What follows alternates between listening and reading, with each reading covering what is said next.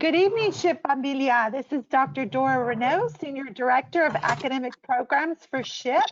We are so excited to bring you an exclusive panel session from ExxonMobil as a prelude to the 2020 National Institute for Leadership Advancement Conference entitled Our COVID-19 Story, Knowledge-Based Adaptability.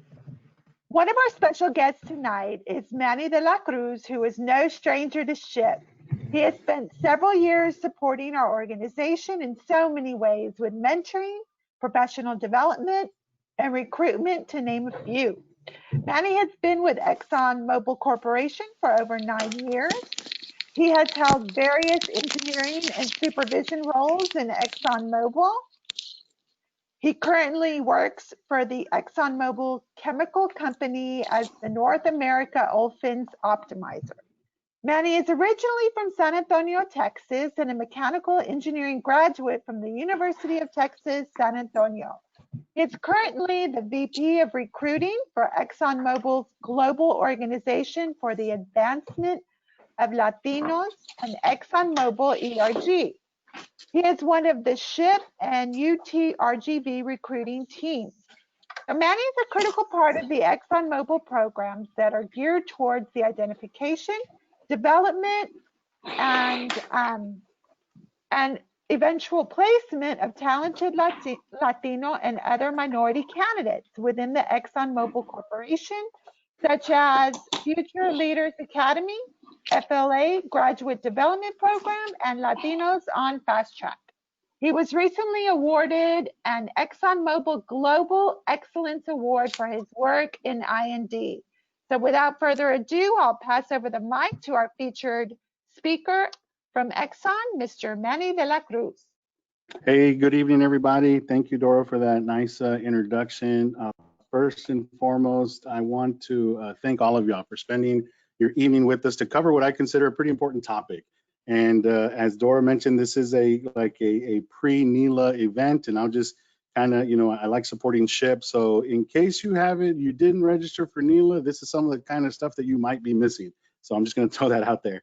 So tonight I have a couple of goals in mind, and first of all, I want to introduce you to a few members of the ExxonMobil recruiting team, the SHIP recruiting team, who I hope you're going to leverage as part of your network. Now, they're going to share a bit of their stories and what the last several months have meant to them as they've worked through these unprecedented times. And that's going to come a little bit later in the form of a panel discussion. My second goal is to educate you a bit in what exactly has been happening economically behind the social distancing guidelines, quarantine measures, and mask recommendations. So no surprise, I'm going to be using the backdrop of oil and gas and the petrochemical industry to explain it. But what you should be able to extrapolate is the implications to all industries.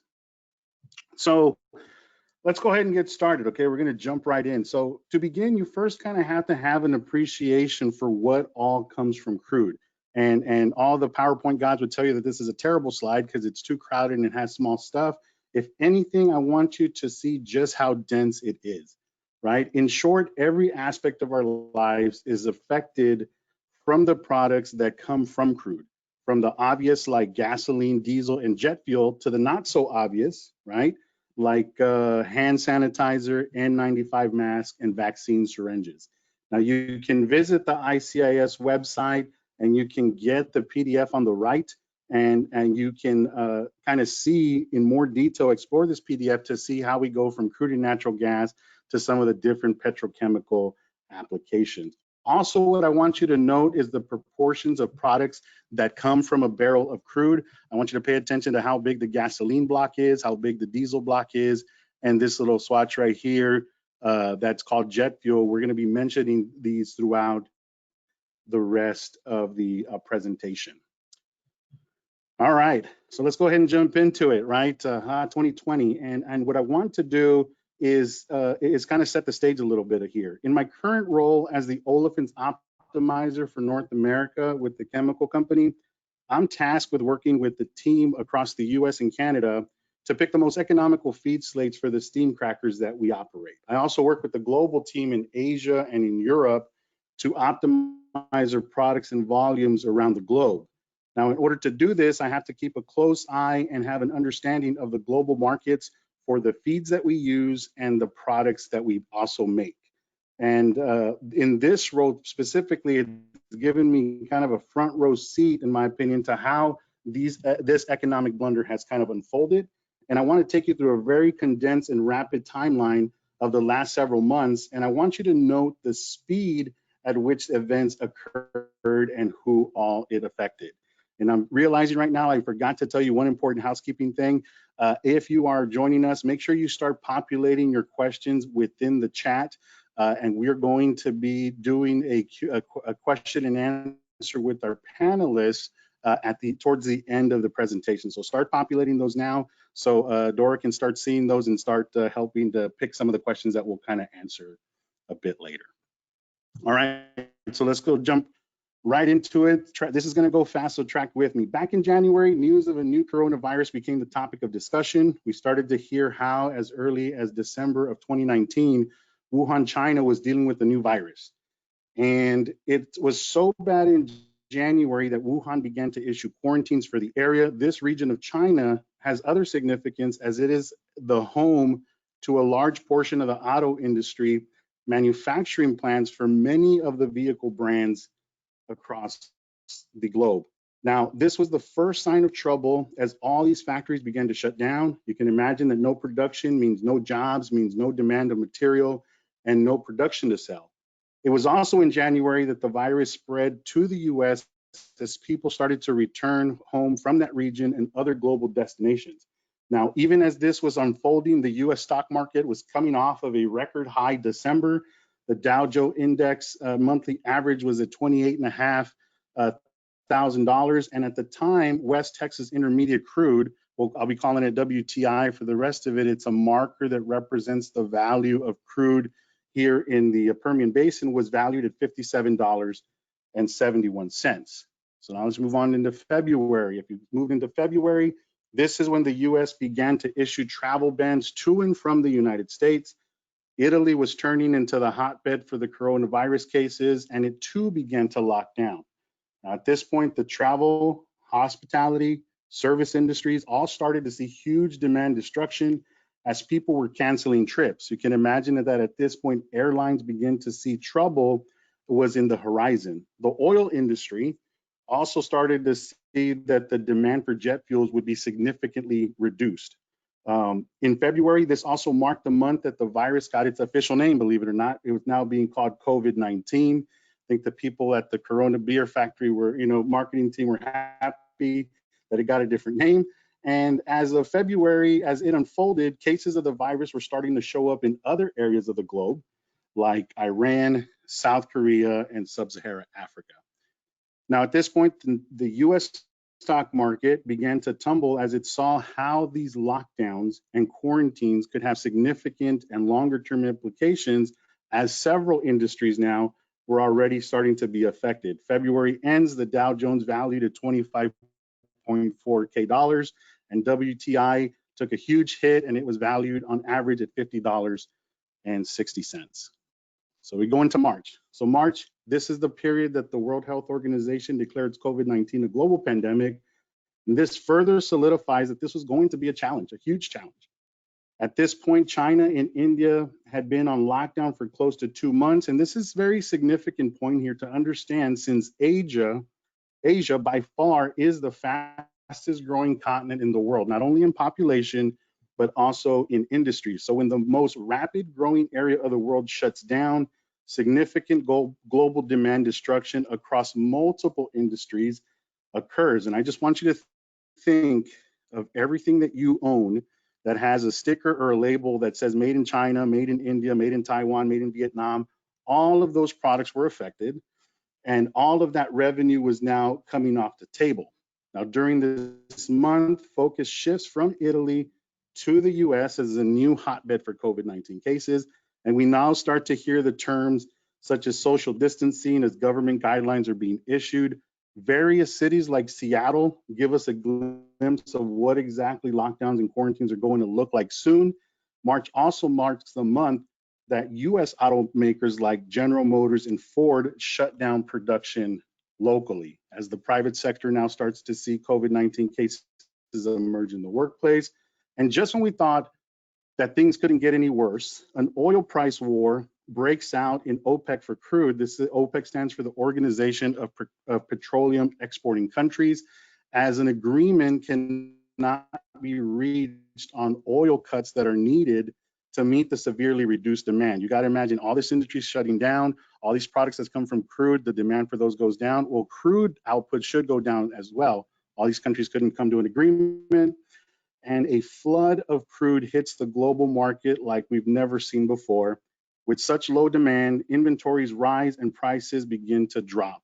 The Dow Jones Industrial Average is now at 21.9K dollars, and WTI crude takes another huge hit in 1 month, going down to $30.31 a barrel.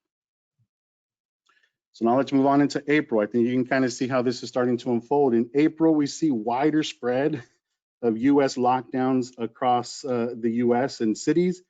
Panic buying for toilet paper, hand sanitizer, and cleaning products continues. You can imagine that based on those activities, you can kind of gauge at what industries might have been considered winners during this time and still are. Medical facilities are starting to max out. The trucking industry at this time, these guys were heroes because we couldn't keep up with the deliveries needed for groceries and other products. In this state, diesel, right, demand was at an all-time high. However, no one is leaving their home. There's no travel, there's no entertainment, there's no eating out. Working from home begins to spread across the country, so there's no commute. So you can imagine that US gasoline inventories, those begin to rise to record levels as well, overshadowing gains from increased diesel sales. Right, so if you go back and think of that barrel that we looked at, people aren't using the major sections of that barrel. The gasoline, the crude, the jet fuel, and some of the other products start to get affected. So you can see how this supply-demand issue really begins to shape up. So here's some couple of graphs really quickly. If you look at the graph on the left, this is one for crude. If you look on the one on the right, this is the one for gasoline. Just think of the blue line as the 5-year average from 2015 to 2019, and the bands being the gray area representing the high and the lows during that time. The orange line is 2020 for both crude on the left, gasoline on the right, and you can see how we were sort of tracking in general with the 5-year average, and then look at April, and both of those skyrocket to the top. And so this is happening because, you know, as supply and demand is being understood across the world, where people are still producing and maximizing that storage. So let's continue here. If we look at May, June, and July, these are a mix of a lot of the same items that I would say. I mean, there's many furloughs and layoffs across the United States and the world. Small businesses begin to suffer as many declare bankruptcy. The US Fed makes interest rates zero to stimulate the economy, along with multiple global versions of stimulus packages to help the economy and its people go afloat. Now, markets continue to keep a close eye on the energy sector. And during this time, OPEC Plus does agree on a couple more rounds of cuts. So that kind of puts some optimism into the market. And you got to think that how we consume energy is a clear indication of how well we are doing at home. So low economy means no money to spend on unnecessary goods and services. And we started to see that. And so slowly we've begun to get back to work, right? You do know that in some areas, things started to kind of get loose as far as folks starting to return to normalcy. But in some areas like Texas and California, for example, it's been a yo-yo of staying and going. And if you go back to the charts, you'll notice that these inventories, they got up high, but they kind of haven't gotten back down to normal. And here gasoline has gone up and down. And this is really a graphical representation of how, hey, they went down when we started to go back. And then in some cases, lockdowns came back. And so you can see that yo-yo effect. When you see these inventories dropping down here recently, you can kind of see where the market is hopeful of some of the recovery that we are going to experience. So what about social issues? Surely, like, events that come to mind are, hey, the death of George Floyd, the race for a vaccine, the Uyghur Muslim concentration camps in China, what is going to be the future of DACA, the coming US elections. Now, these may not have fit, and maybe I didn't put them into the narrative that I just presented, but they certainly have their own effect to this picture. And in my opinion, being educated in those issues is as important. Of course, the big question is, when are we going to recover? And you can do some, definitely some research on that. There's a great bit of, I guess I'll say, of opinions and public information as to what those scenarios might look like. But I would say more importantly is, hey, what does this mean to you? And I know I went through a very condensed version here in like 10 minutes. And what I hope that comes out of this is a curiosity in your head that says, hey, what does this mean for me, depending on where you're at with your school? What does it mean for me, my chapter, as we're trying to figure out what does conducting business look like in the next semester? I go back to, hey, you have to do some research. This was not intended to be all inclusive, but if anything, to spike some curiosity and maybe bring sense to the last couple of months. But you need to start asking yourself some very important questions, and you need to start making sure that you align yourself with the right resources to gain some of those answers. Again, this is going to be an interesting time. We're not completely out of the woodworks, and certainly this has the feel that it'll continue through definitely the rest of 2020, but also into portions of 2021. So with that, I'm going to take a drink of water because I blew through that in order to meet the time commitment. Dora, how are we doing so far? For the time commitment or for questions? No, we're doing okay. Now I was just buying time to take a drink of water because, man, talk too much. Okay. So with that, I want to welcome my colleagues, and I want to chat with them a little bit about what it's meant to them. And I'm going to do this by welcoming a couple of my friends now, colleagues, Jacqueline Morales, sorry, I'm thinking of another Jackie, and Fernando Gomez, I think, and Julio Perez. So Jackie, why don't you go ahead and introduce yourself for us? Thanks, Manny. Yeah, so I joined ExxonMobil in 2011 after doing an internship with the company in 2010, and I started my career as a sales engineer, so supporting technical sales in our finished lubricants business in Tulsa, Oklahoma. I spent about 4 years in Oklahoma, home-based, doing that job, and was able to experience a bunch of different industries supporting kind of the sales of our industrial lubricants. Since then, in 2015, I got relocated to the Houston office and joined joined a team that was supporting our Latin America business. So I was a sales analyst for what we call our strategic alliances, and was able to do some traveling in support of that business down to Brazil, Argentina, and Chile, which was really, really great experience for myself. After that, I went into a second analyst role supporting more of the Americas zone. And since then, in 2018, I've transitioned to my current role, which is a retail marketing advisor. So you'll see throughout my career, my background is engineering, but my career has been very focused on the business side, and it's by choice and by something that I truly enjoy. And so right now within the retail organization, I support always our finished lubricants business, but I'm really in the consumer facing environment. So where we sell some of our finished products to retail stores, that's the team that I support. You'll see there, I was born in Birmingham, Alabama. I grew up in Managua, Nicaragua, and a couple of my hobbies and interests I always like to put on there.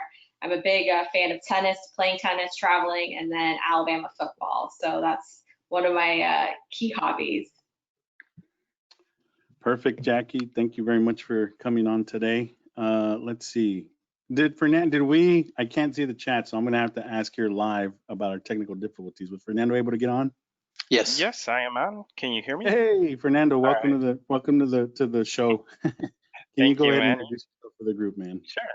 Absolutely. Well, I first joined Exxon back in 2015. I am a chemical engineer, and I actually worked in the chemical plant on application side. So that's process control and design. So basically the coding that makes the automation possible for the plants.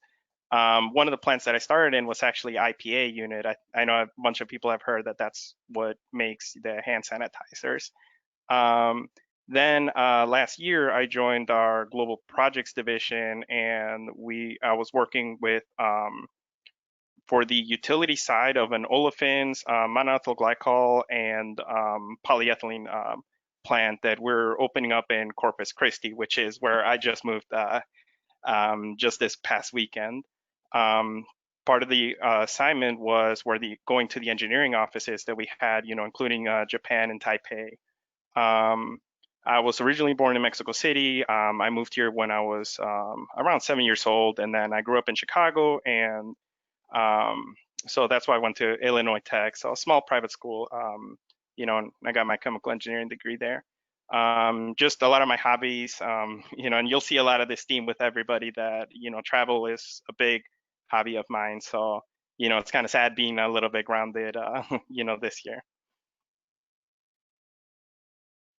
Oh, I was on mute. Welcome, Fernando. I'm glad you made the computer work because I really wanted you to be part of this conversation. So Julio, Oh, yeah. Tell us about yourself, man. Good deal. Can you hear me okay? Yep. Okay. So my name is Julio Perez. I'm the maintenance manager for one of our polyethylene plants that is located in Mobil. I've been working for the company about 14 years now. I started as a standard process contact engineer in an ethylene plant in Beaumont, Texas. And I did a couple of other manufacturing roles there. I got transferred to chemicals headquarters. At the time, we didn't have the big, nice campus that we have. And chemicals headquarters was located in Katy, Texas. So I was there working in supply chain. From there, I got transferred back to manufacturing as a technical second line supervisor. So I was managing a group of about 12 engineers. From there, I got transferred to the olefins plant where we make mainly ethylene, and it's now the biggest ethylene plant in the world. And I did a role there as a maintenance second line supervisor, and then after that, as a process second line supervisor in charge of the utilities area for all of the Baytown area.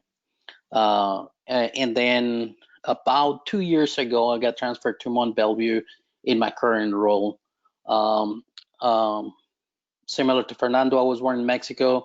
I got transferred, or we moved to Beaumont, Texas when I was in middle school. And that's why I say they're local. Went to Lamar University and got my chemical engineering degree there. Then later on, I took advantage of the tuition reimbursement program that ExxonMobil has and got my MBA from UT, the University of Texas. I have a lot of hobbies, but a lot of them have been on pause. I have a 2-year-old daughter that we're right in the middle of potty training, so that's taking all our time right now. But she's a blast. I'm learning a lot, both with her, but also dealing with COVID. Awesome. And so, guys, again, thank you all for coming on. I'm going to try and switch this over. Maybe it's not going to work. Let's see if I can do that. Well, maybe not.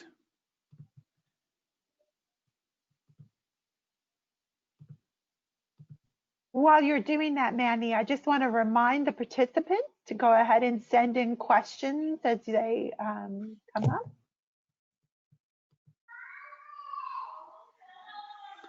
Yeah, I'm not sure why I'm not able to switch over to the camera views now. Isn't that lovely?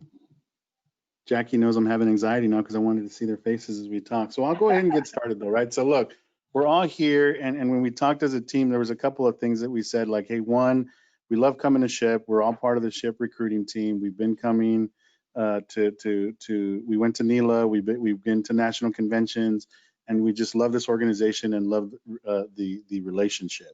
And then when we were invited to come, we said, hey, look, we know that there's a lot of questions that people might have specifically around how to work during these times and how to, make adjustments. And so what we want to do, what I kind of talk to y'all and something that I want to come out is just y'all sharing y'all's, experiences is what you've been feeling, what you've been dealing with, And then, of course, always looking to give advice to all the students and professionals that are on. So Julio, I'm going to start with you. And so I kind of want to know, what did you feel when you started to see that the industry that you work in was dramatically changing? So to me, it was obviously a major challenge. And the reason for that, so I have an organization where I currently have probably around 150, 160 people working for me. Right. So some of them were individuals that were working for me as ExxonMobil employees. Some of them as contractors that support the site on a day-to-day basis, and then some of them that are more specialized contractors that we only use for very specific jobs. So as things start slowing down and there is a lot more cost pressure and so on, obviously my focus was on making sure that we were keeping everybody safe. A lot of the folks that are supporting the site, they're essential workers, so it's not like that they can work from home, right? So they still have to go to the plant. We still have to do maintenance. If anything breaks, we still have to be able to fix it so that we can continue to run. So my challenge was to keep everybody safe, to keep everybody healthy, and at the same time to make sure that I would help them manage the many distractions that everybody has to deal with less overtime, with having to deal with all the stuff that their families is dealing with at home, right? So obviously with their family staying at home and having to deal with kids that are no longer able to go to school and so on. So there's many distractions. And in our field, a lot of the, if we don't manage the distractions, they can lead to injuries in the field. It can lead to mistakes in the plant. And then that's when you end up with, big process safety incidents. So we really have to put together in a very short time a really strong plan to be able to keep everybody healthy so they can still make it to work and to stay focused at the task at hand. And I imagine, look, you mentioned, hey, all the work stuff, but this whole time we can't forget, you just talked about this, beautiful 2-year-old daughter that you have. So what was that like? I mean, I'm not asking you to put your business out on blast, but give us a glimpse of what that side of the coin looked like. So that was actually probably the biggest challenge, to be honest. So my toddler, she's super hyper, very smart. She's learning a lot. And she actually just started school, and she probably had been in school for about 2 or 3 months, but she was loving it. So for her to go on spring break, and then after spring break, for us to find out that she was not able to go back to school, it was a major challenge. So it was pretty interesting to figure out how we were going to come up with activities to still stimulate her learning and all this stuff. She was very active, not only at school, but also with all her cousins. So now we're not able to spend as much time with them either. So it literally got to the point where I would get to the house and my wife was literally holding the baby. Here is your turn for the next few hours, right? So I completely understand what she was going through in terms of having to keep up with Carolina. But at the same time, I had to be a lot even more efficient at work to be able to get to work at a decent time. I really have a lot of passion for my job, and because of that, sometimes I don't hesitate to work a little bit late. But in this specific time, I make the effort to get home at a decent time to make sure that I help my spouse with the baby, because it's a challenge, and especially if the only human interface that they have is with each other, they definitely need a break from each other. Oh, I got you for sure. So Jackie, I kind of want to kind of along that same lines a little bit, like what adjustments have you had to make? And I want to hear both sides, a little bit on the personal and professionally, given the current situation. Yeah, Manny. My situation's a little bit different than Julio. I don't have kids, so for me, being locked in our house, it's me and my husband and my dog. And I think a little bit of a personal, just seeing somebody 24 hours a day is a change, right? So that there's definitely some personal and some professional adjustments that I made. I think on a personal and professional both combined. I tend to maintain relationships and kind of those checkpoints with people when I see them on a face-to-face standpoint, right? So for me, walking and meeting and seeing my colleagues on a daily basis allowed me to maintain a lot of those connection points. So I had to put an effort in and change the way that I did and maintain a lot of my connection points, both on the personal side and on the professional side. So proactively reaching out to folks was something new and different for me, if that makes sense. So that was one. I will say on the personal side, when everything, you walked through a pretty intense timeline there. When all of that was going on, I think personally, it made me reevaluate a couple of things on the personal side, like health, number one priority. So for me, I just turned 32, but in my mind, I still think I'm 18. And so from a personal perspective, a refocus on health personally and making sure that I'm focused on that just because of the environment. And then a refocus on like my parents' health, which it wasn't something that I automatically had in the back of my mind because I'm like, yeah, sure, they're great. Having them still live in Nicaragua, I think changed a little bit my perspective of the questions that I'm asking them on a personal side, making sure that that was top of mind. I've made some adjustments to my routine. So I still have a pretty strict routine because that's the way that I can operate and functionally very productively. But there's definitely been some changes in routine. Working from home, and I know this is part of the topic today, working from home for me, I've done it before in the past and it's something that I enjoy. The simple lack of commuting and the extra time in the morning has allowed me to adjust kind of my morning routine. So being able to shift over to working out in the mornings or actually like cooking breakfast and sitting down. So there have been some like slight adjustments that I've made personally and professionally. I don't know if that helps kind of give you a little bit of perspective, but it's been a little bit, I would say I think I'm pretty lucky with kind of my situation, right? It hasn't been too life changing for me, if that makes sense. Nope, that does. And look, and the reason I kind of poked at those two areas is because I want the students and the young professionals to hear that, like, look, we're professionals all here with varying, amounts of years into the company. But I think one thing we have in common, it's not like we had a COVID-19 playbook that's like, here it is. I've been waiting for this, and like flip to page 2 and start implementing steps. That's not what it was, right? It was all major adjustment for our own jobs, and then you can't forget, and hey, we're human, so we had a whole mess of family stuff that regardless of whether you have kids or not, like it goes deep. You start, like you said, thinking about other relationships that you might have to treat differently. So Fernando, along those lines, I kind of want to look at just looking at work specifically. Were you at all concerned around managing your base work and managing professional relationships and your career while working from home? Ooh, that is a very good question. I think one of my strengths, kind of like what Jacqueline was saying, is you're right, is that person to person contact, right? Versus just having somebody type something, because sometimes it's really hard to really go through emails back and forth. And now I've really learned to appreciate actually in-person meetings, right? Because before it was like, of course, the biggest topic that we had was, okay, instead of sending an email, go ahead and call someone, right?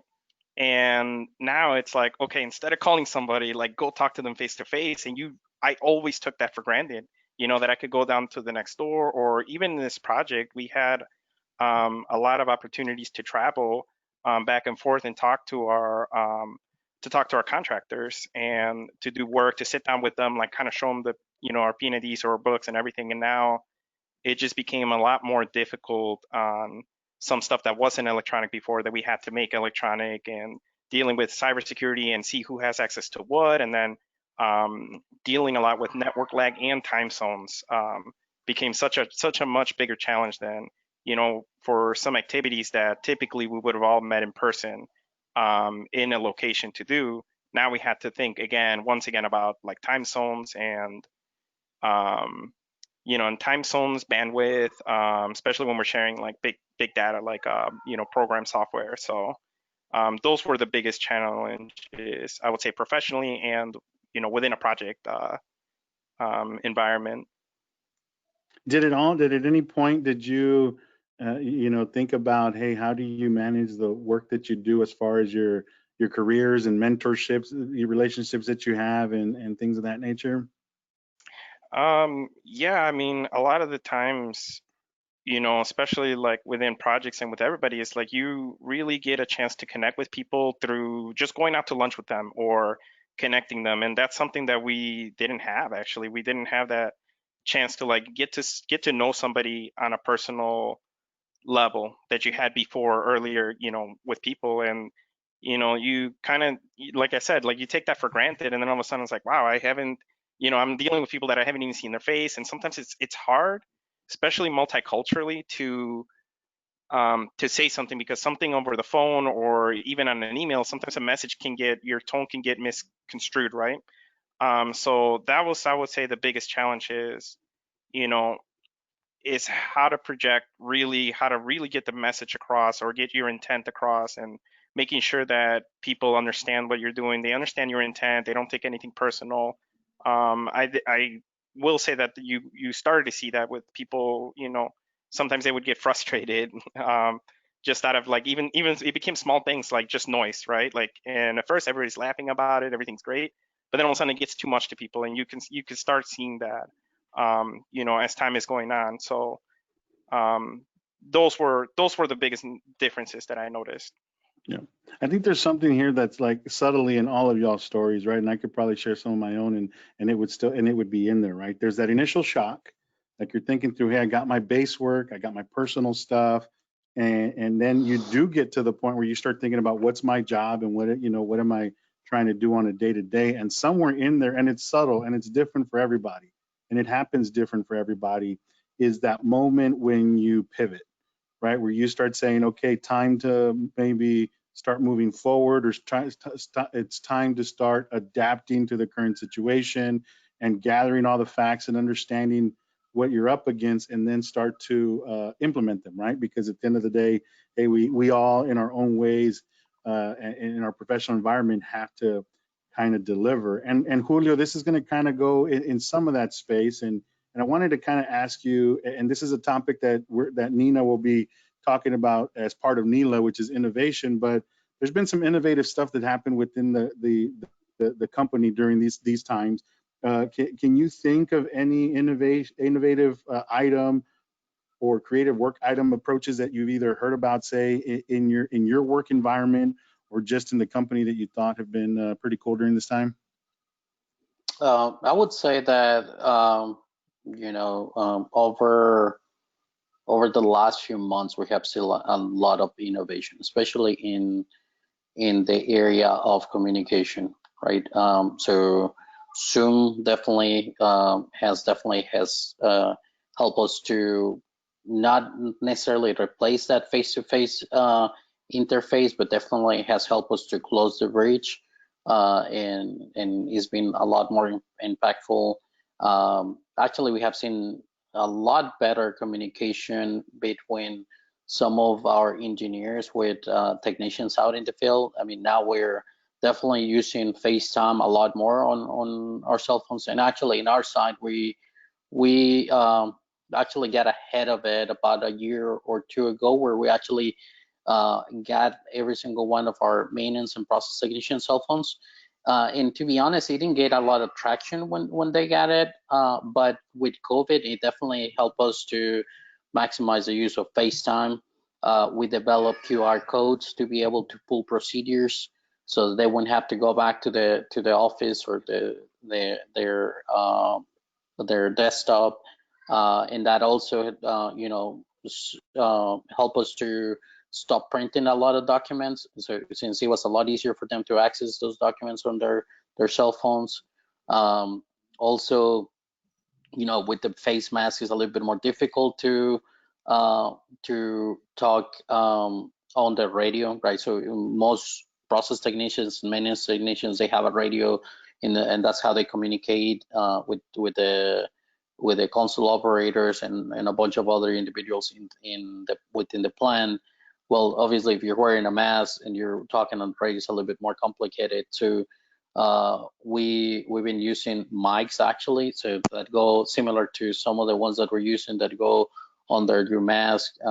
In that helps to make sure that we have really good communication, that we don't have any lack of details out in the field, because as I mentioned before, if we have issues there, those issues can lead to big process safety incidents if we made the wrong move out in the field. So lots of that. I would say also, our company is a big company, and because of that, sometimes we're a little bit slow to implement change. This is the fastest that I have ever seen that the company moves.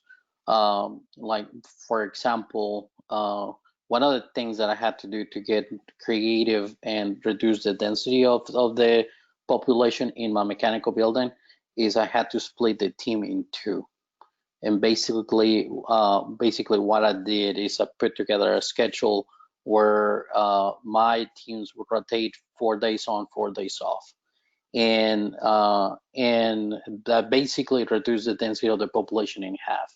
Usually for a schedule change from an HR policy, from systems in terms of timekeeping and all the fun stuff, it usually takes us anywhere from a year to 2 years to go through the whole management of change.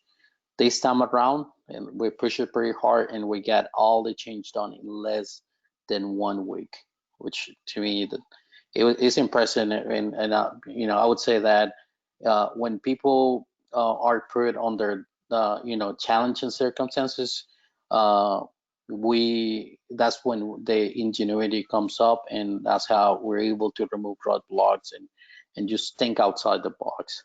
Yeah, I think there's an element there, right, where we see like, hey, we're human, right? So we see there's some struggles, there's some things that need to get done, and then there's some collectiveness that comes, right? Like I also think from a corporate standpoint, just the stuff we did on like the hand sanitizer front, right? So that was a whole big issue where like governments and municipalities were asking ExxonMobil to provide more we say hand sanitizer, but the ingredient IPA, right? Anyways, I could nerd out here in a second, but either way, the point being that there was a quick project with Georgia Tech and equipment in Baton Rouge that was like all bunch of design and engineering that magic occurred, and all of a sudden we were providing and answering the call for some of the social stuff. So here on the back, just for a couple of minutes, I'm going to go to you, Jackie, because you mentioned that you had some experience working from home. So for you, maybe the transition was a little bit less, and there's some items there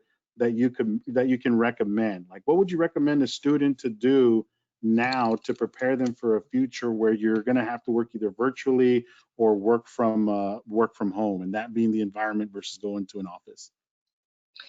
Yeah, Manny, thanks for that. So like you said, when I first came into the company, I transitioned from college into a home-based job, really in a marketplace that I had never been before, right? So they sent me to Oklahoma to work home-based there. So at the beginning, and something that just for people to be aware, and for everybody, this is their first time going through it, it's really difficult to separate work and personal life when they're both in the same environment, right?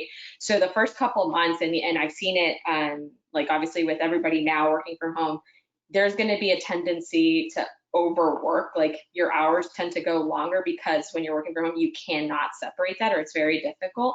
So one of the things that I recommend, and it's different approaches for everyone, but what works for me is kind of that setting of a routine. So independent of what that routine looks like, having some consistency day in and day out, allowing yourself to mentally prepare that you're about to start work, and then mentally prepare that you are closing out and finishing work and transitioning into kind of your personal life is one thing. I think one aspect, a second aspect I would recommend as folks go into kind of working from home is dedicated space. So setting up where you're working, like when I was in Tulsa, I had a 1-bedroom apartment and it wasn't anything fancy. I didn't have this fancy office or anything there, but I literally, I leveraged my dining room area because I never used it as my quote unquote office.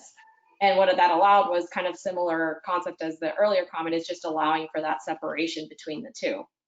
I think for me this go around, which was different, I didn't have a good office setup here at home because I was working from an office. So when this first started, I was not prepared in terms of like the equipment. And personally, at least for me, you'll see like my chair, like having an actual chair for an office and having somewhat of a setup has been game changer in terms of just my ability to focus. I would say as folks are getting prepared, there's a lot of resources available. So I'm pretty sure like LinkedIn Learning has like a path, a career or learning path focused on kind of working from home or being kind of what are some tools and tips. So my recommendation is take advantage of what's available out there. I would say one thing that has changed and opened up kind of new opportunities for folks is everybody's in this kind of work from home environment, right? So before, all of these potential training programs that were available, all of these sessions in terms of industry learning activities, they were mainly face-to-face, right? They were offering face-to-face. Because everybody's been transitioned to this new world, it has opened up the door for you guys to sign up and learn a little bit more in terms of webinars and things that you would not have access to before. So I think that's been something that for me personally it's a good change, right? I would not have access to some of these sessions on innovation or some of these sessions that these third parties are broadcasting. So in my mind, I would take advantage of the free resources that are out there. And then once you're in that office setting, my 2 things is like set the routine, independent of what that is. Just make sure that you have some consistency, and I would dedicate it, if it's feasible, some sort of space to where you focus for work and you're allowing yourself to separate it, because if not, it's just really hard to manage. Gotcha. So look, we started this conversation with a bit of classroom, right? The part that I say, hey, I think it's important that those that are listening understand that there has to be a bit of education of the current situation, right?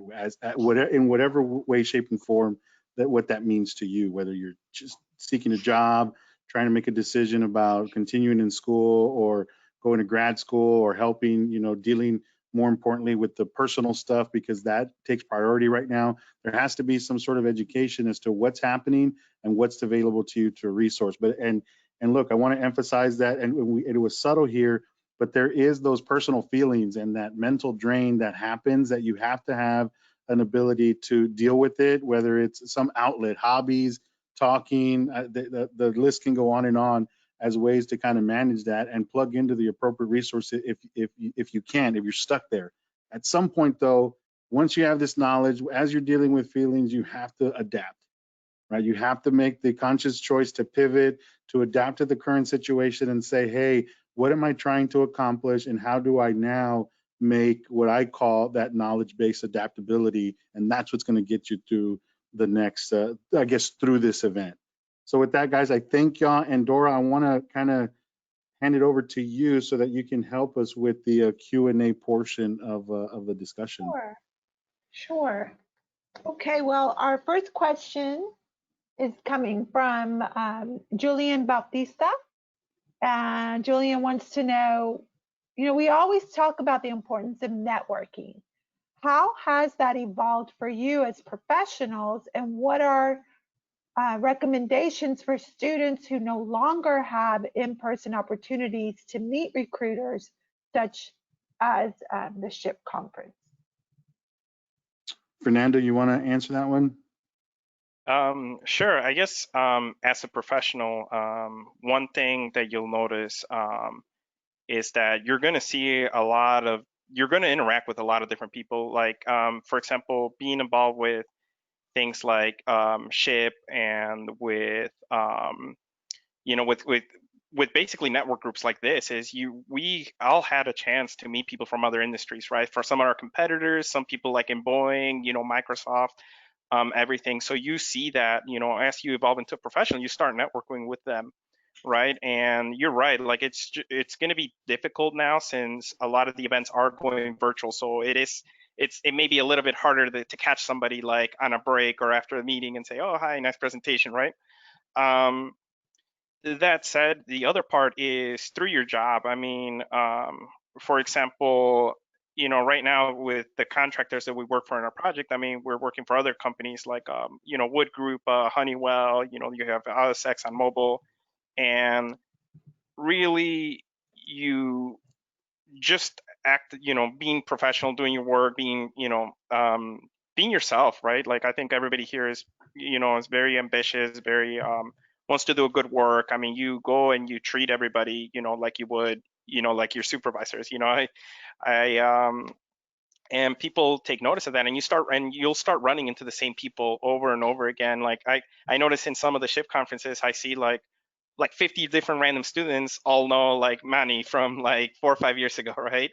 So so really it's just stay focused, stay connected with groups like this, and you will start seeing the same people, and they start seeing you over and over again. Yeah, to add to that, just like some of these organizations that you're plugged into are trying to figure out how to make this virtual space work. And here's an example, right? Plug in is another way of saying it. I think, Manny, if I can add something too, I think Please. another network within organizations and with companies, normally when a person from like my school from the University of Alabama joins the company, we always do a connection point throughout the school. So like leveraging alumni from your school that you know are working in different organizations, even that, like any person that Alabama sends me an IM, I get all excited because that's like my old school, right? So I think that's like a common theme is as you're leveraging alumni or folks that you know from your school that have gone into organizations, making sure that you stay connected to them and see, because that opens up a lot of doors in terms of just understanding kind of what they're doing, what the people that they work with. I think that's another avenue that I've seen that works pretty naturally and pretty effectively.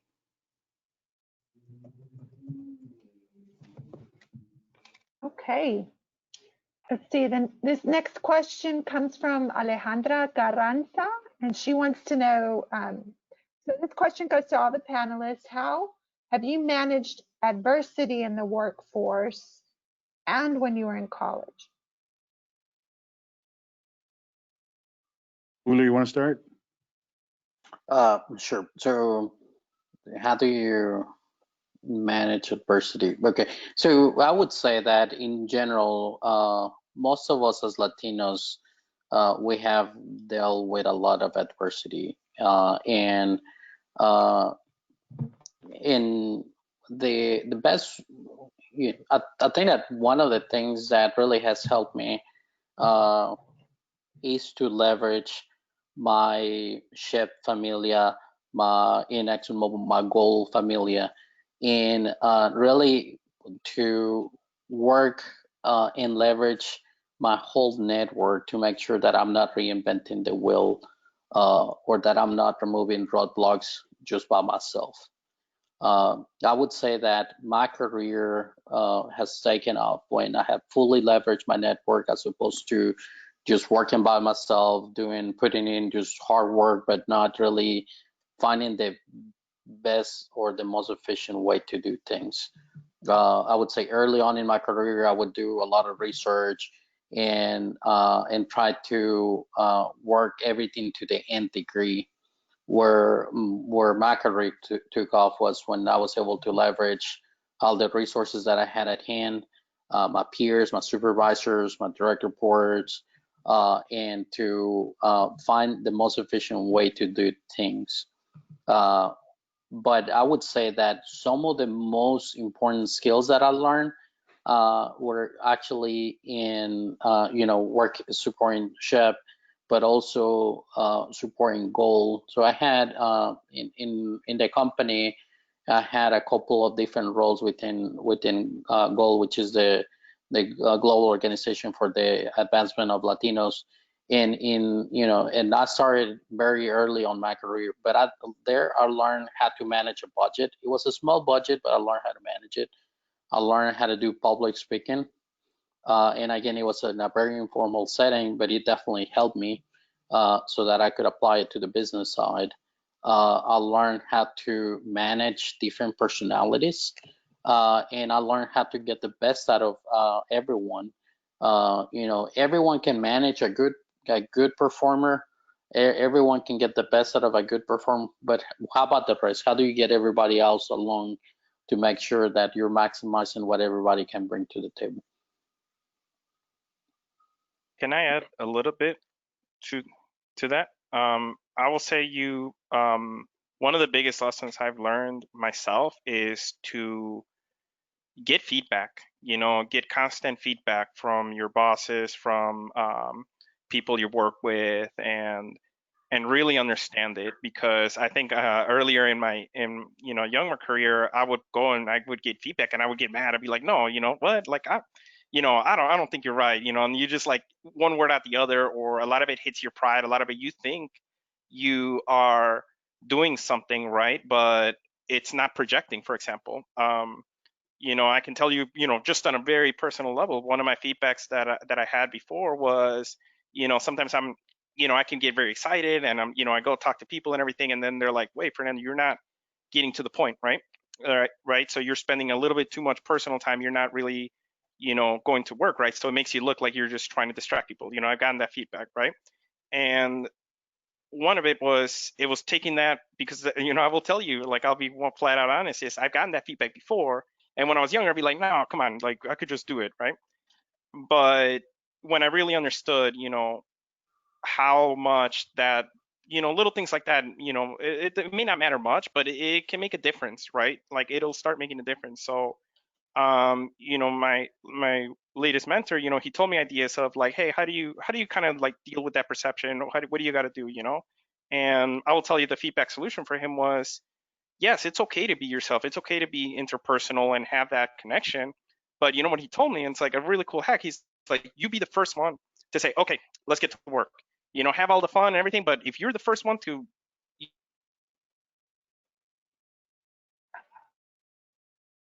so you can still be yourself, but also, oh, sorry. Can you hear me back? Yeah. Yeah. Maybe Okay. not. Excellent. But yeah, it's just little things like that, like learned. Testing 1 2 3. Got you. Let me check my phone. Oh, okay. Sorry about that. Anyway, it's just a matter of taking back feedback and getting good ideas and really focusing and showing that. And it's one of those things that you overcome, and I learned to like really try to get as much feedback from people and listen to them, and and sometimes you may not disagree, and that's okay. Yep. Dora, you want to ask another one just so we can get more of the questions out? Sure. This one is coming from one of my all-time favorite advisors. So Houston Community College is in the house. Advisor right. June Keller. Hello, Ms. Keller. And she wants to know, with all the social changes happening so fast in the past 7 months, how do you determine which ones you need to immediately address, and then address a few months later, and then decide which ones are not applicable? And it was with all the social changes happening so fast in the past 7 months. So everything you just addressed. Jackie, you want to take a stab at that one? Yeah, I talk too much. I can try. I think it depends, like what makes sense to you in your personal situation, right? Like, there are, I think the biggest like feedback I can give you is there's going to be constant change, and I think the quicker that you personally understand that there's change that you can't control and that you have to move and adapt to, I think I would prioritize, to your point, like if there's so many, like take bite sizes and which ones make the most sense for your personal and professional life, and then continue to move, right? I think it's important to stay educated, to Manny's point. So if there are millions of things that are changing around in your environment, and you're working in a certain degree, or you're working in a certain industry, understanding which of all of those changes are relevant to the industry that you're working in and that could help and move you forward there, I think I would prioritize those. But honestly, I would say, I think it's overwhelming, and understand that it's overwhelming for everyone. At least it is for me. There's too many things that are going to be changing and they're going to be out of your control. So how do you take a step back, understand of all these changes, which ones are relevant for what I do on a day-to-day basis? Which ones of these do I think are going to make me have a competitive advantage, or make me improve, or make me learn? And then go bite sizes, right? Like if you start trying to do everything and trying to adapt, you're not going to effectively, I think in my mind personally, I don't think you're going to effectively learn any of them very well, right? That's more of like how I try to approach it, because if not, I get overwhelmed. It's just my personal. Yeah, I'll add to that, because that's exactly where my head was at, right, Jackie? It's like I was overwhelmed. I've shared this with different people. Like when this first started to happen, and I started seeing the writing on the wall, and the kids are being sent home. My wife's a meeting planner, so she starts to lose work. I'm blessed to work where I work, so that was. I mean, it didn't hit us in the pocket, but it does still, like. I mean, it's work that she's proud of, and we count on that money. I'm just gonna, it's part of the budget or whatever, and so you start to like, and then I look at work, and things are moving so fast, and I'm trying to keep up from home. So at the beginning, it's ugly, and I tell people it's going to be ugly. And you do have to deal with being overwhelmed. But I think I'm right there with Jackie. Eventually, when I started to move and to progress and adapt, it was in bits and pieces. Like I got to cover the base. Well, the base wasn't work. And hey, look, I'll say that in this item, like it was my family, right? Like, are we okay? Do I have groceries? Like, do I have, I need to go buy toilet paper and hand sanitizer too, right? And getting all that squared away. And eventually was like, okay, like keeping up with the work situation and understanding what my place in that was going to be. And as things were changing, right, at some point, thankfully, some of my wife's work came back, being comfortable enough to like talk to with the supervisor and I guess I'll say use some of the benefits, the work flexibility. But then there's all the social stuff. And there was so much going on. And I'm not going to sit here and tell you that I had formulated opinions on every single aspect of it, or that I felt that I had my hand in all of it. But there were some things that on a personal level, I was convicted enough to kind of say, hey, I want to educate myself.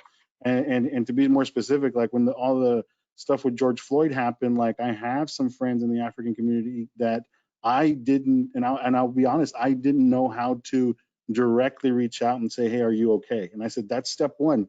I'm not trying to solve the entire issue, but I'm at least going to check on those friends and ask that simple question of, hey, how are you doing with everything? And then work at it. But to Jackie's point, it happens in pieces, but I think it happens with being educated, which is part of the stuff that we talked about here.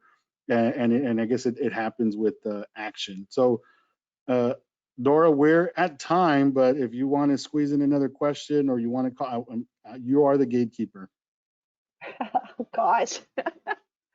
All right, let's see. I did not have another one prepared, but I can pull one out of here. I'm sorry. Let's see. Let me just make one Okay. comment while you pull the last question.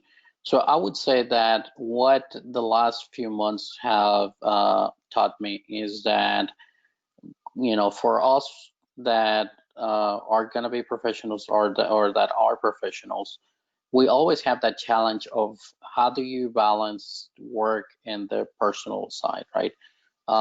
And prior to COVID, we had the time to sit down and think through it and adjust our lives.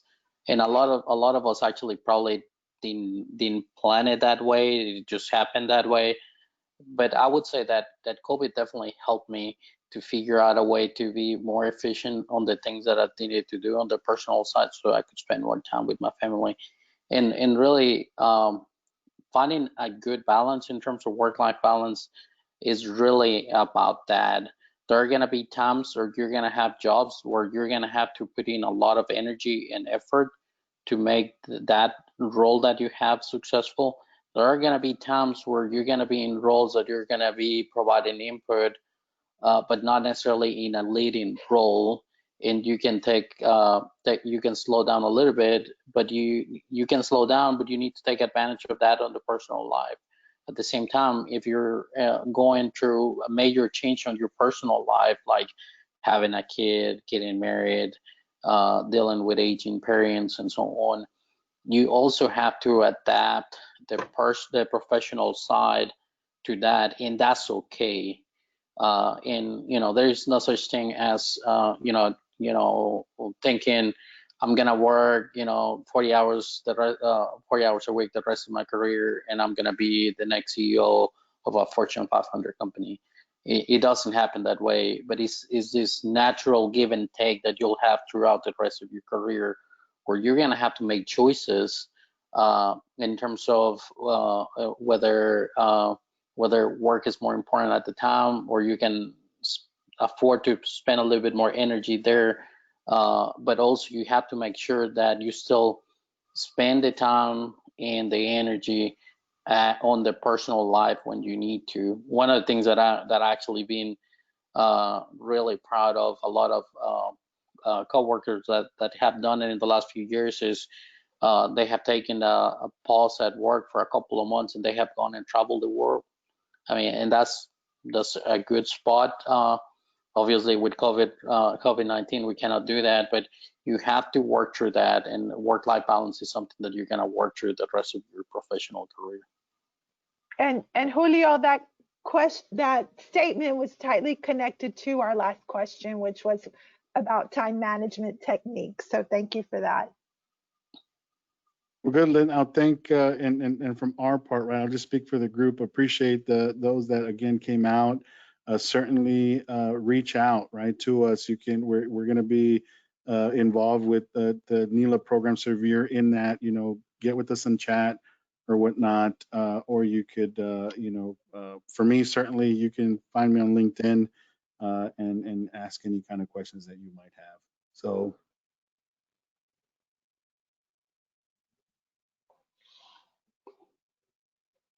Okay. Well, thank you, Manny. Thank you, ExxonMobil team, for your continuous support. You all are a true member of the SHIP familia, and we thank you for everything. We have quite a show for you tomorrow, for you prepared for NILA, and looking forward to seeing everyone tomorrow. Look forward to it. Y'all have a good night. Yeah, thank you for having us. Thank you. Yes. Good night, everyone.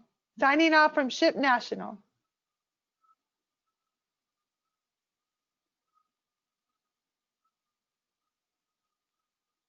All right.